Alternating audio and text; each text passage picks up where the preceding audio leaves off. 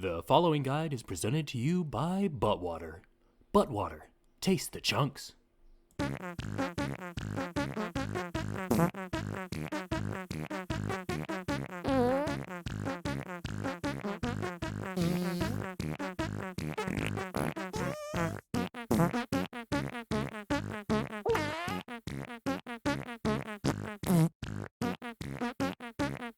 Hello everyone and welcome. It's your favorite sunbro that you're not allowed to talk about at work, the Donkey Puncher, coming at you with another guide video today.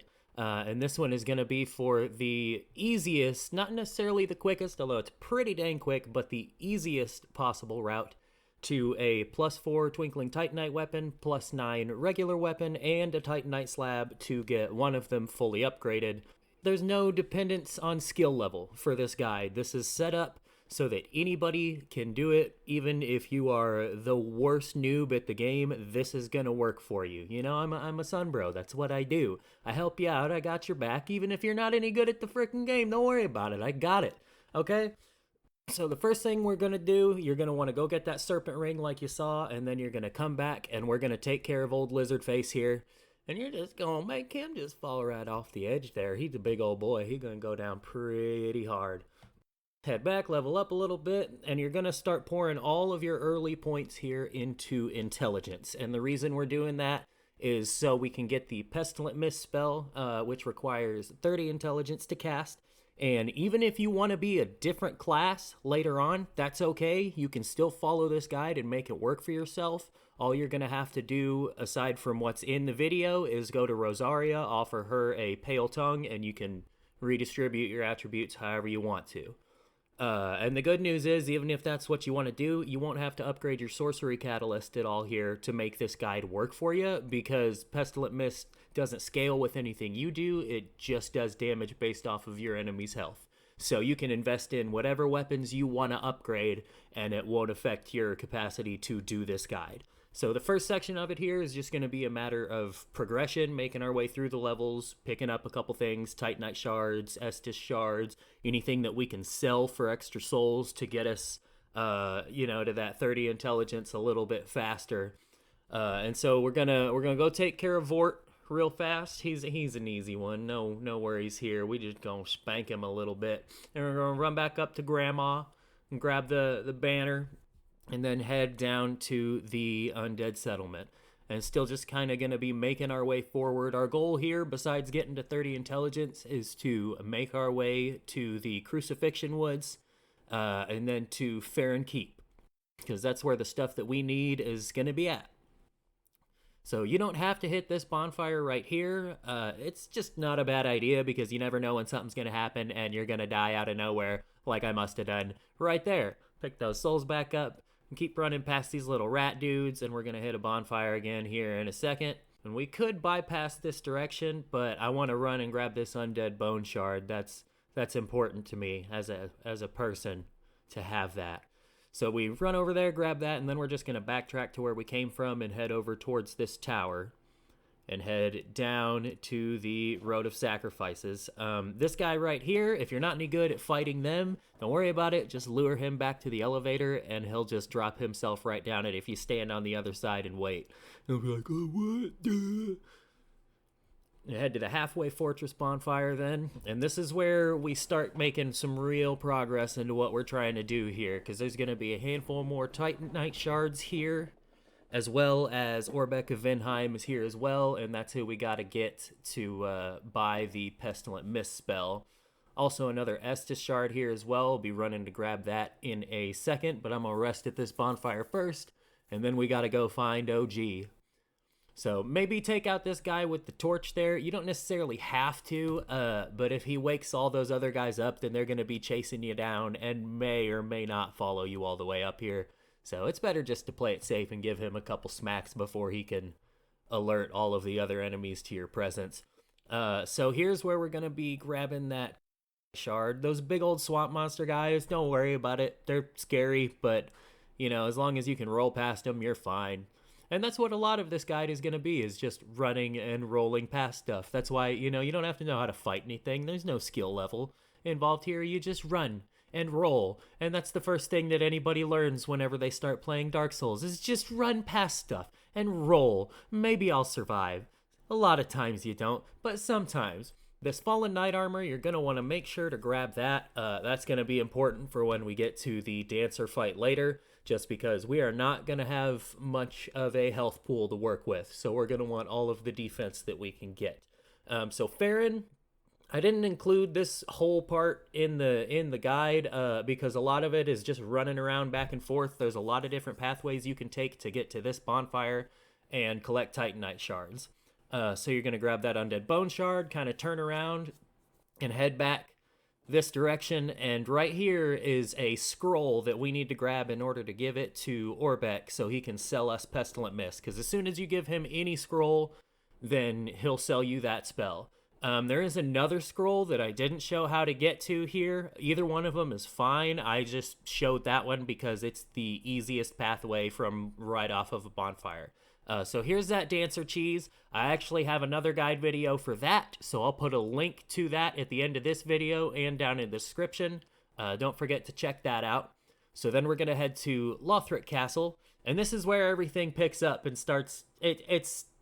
You're just going to Pestilent Mist everything. You either run or you use Pestilent Mist. That is all you do for the rest of this guide, honestly. Anything that's big and mean, you hide somewhere and you throw Pestilent Mist at it until it dies. Any of these small guys, just run. Doesn't matter. Just run, pick up these items, you know. You farm for the large Titanite. You got to run through Lothric Castle here to pick up a bunch of Titanite chunks. But it's all doable, and you don't have to be any good. So we're going to head to the Dragon Barracks bonfire next, sit down and, you know, maybe have a can of beans or something. You know, everybody loves beans. So we're going to head back and buy some arrows. And those are going to be so we can deal with these dragons here in just a second. You're going to want to make sure you go to that side of the bridge first, because if you don't, the odds of you being able to run to that side of the bridge and not get roasted by a dragon are pretty slim. So Pestilent Mist, oh my gosh, big surprise. I'm going to run over here and agitate this guy, and then guess what I'm going to do? Hit him with this same spell that we've been using the entire time since we got it. That's how this works, okay? Just, you know, lure him over here to this little hidey hole, cast Pestilent Mist, boom. Okay, seriously, you get the gist, right? It's just you use this spell over and over and over and over again. That's it. It breaks the game. It's not even fair that they let this spell be a thing in the game, because you just do whatever you want with it. The AI is so easily manipulated sometimes if you know what to do that it makes the game not fair. So this next section, it's going to take a bit, and it's what we bought all the arrows for. You're going to run past all these guys. They may follow you up into this next area. Sometimes they do, sometimes they don't. In this case, he did follow me up. One of them did, but rather than having to kill him, like I said, if you're not any good at fighting stuff, you can lure him over there to that edge and knock him down, and it won't be a problem. And then you spend forever killing this dragon. And I mean forever.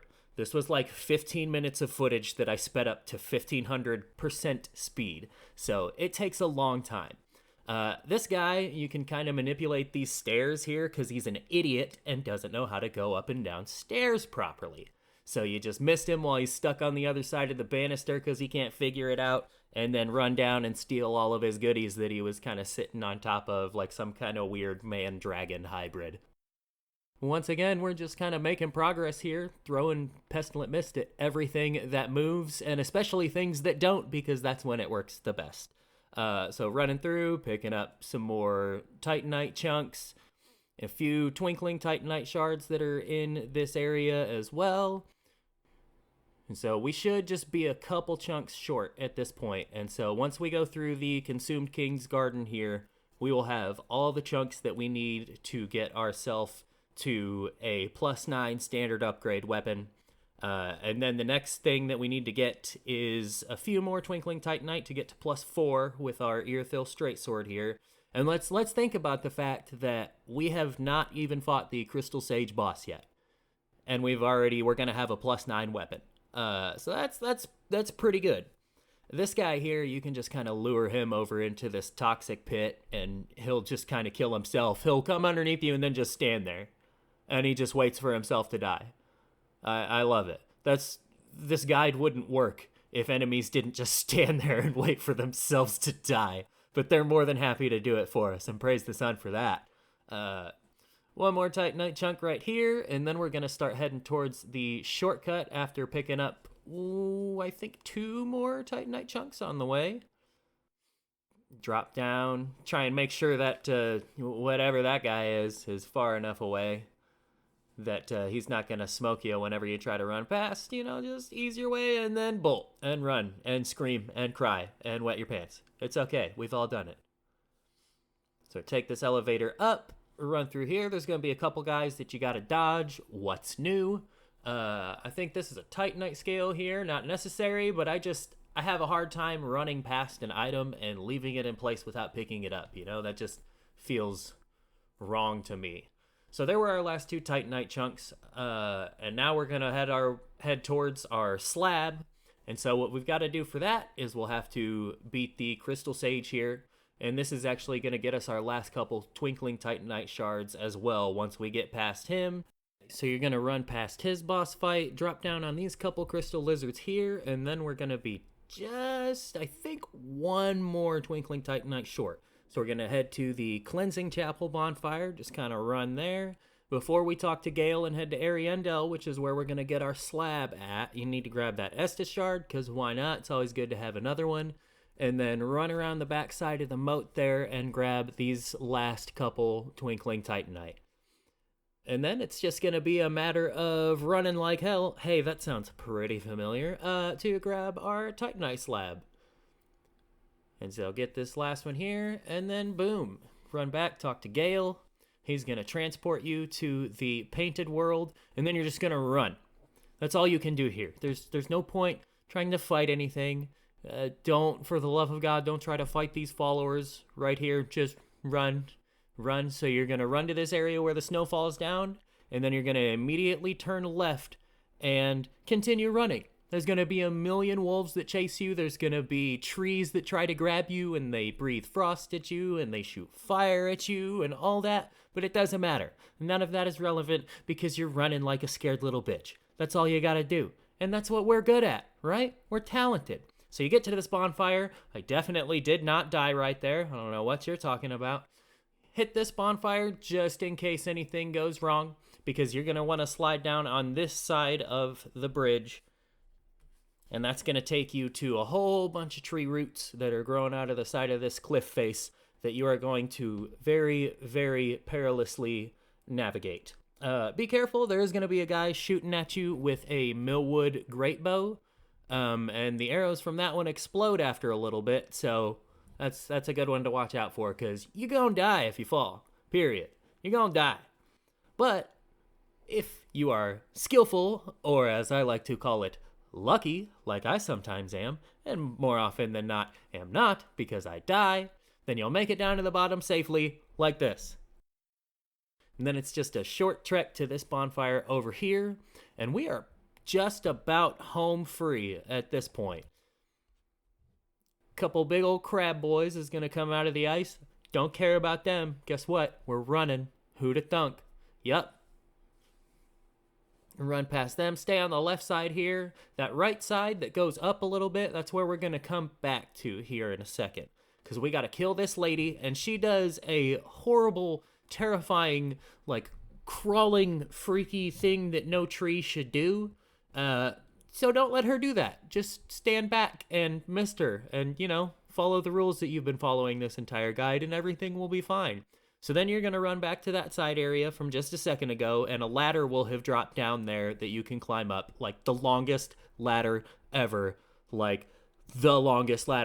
This is running at, I think, 300% normal speed, and it took forever for me to climb up that ladder. But the good news is, now that you're at the very, very top, there's your Titanite slab. And it was easy. It was simple. You didn't even have to be any good. You just ran past stuff, you threw Pestilent Mist around, and now you can play the game at your own leisure even if you're not any good at this game. And you basically just created easy mode for yourself. And I have defiled everything that I believe in by showing you this guide and showing you an easy way to make yourself really, really strong in Dark Souls. I mean, look, seriously though, if you're using Pestilent Mist, you can do whatever you want.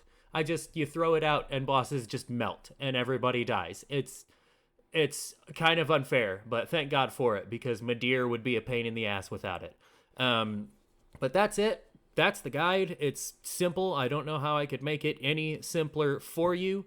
Again, to remind you, we do have that full video on the Dancer of the Boreal Valley cheese, so be sure to watch that as well. To remind you guys, we are on Twitter at Brothers Sun, so check us out there. And thanks for watching, and we will see you next time.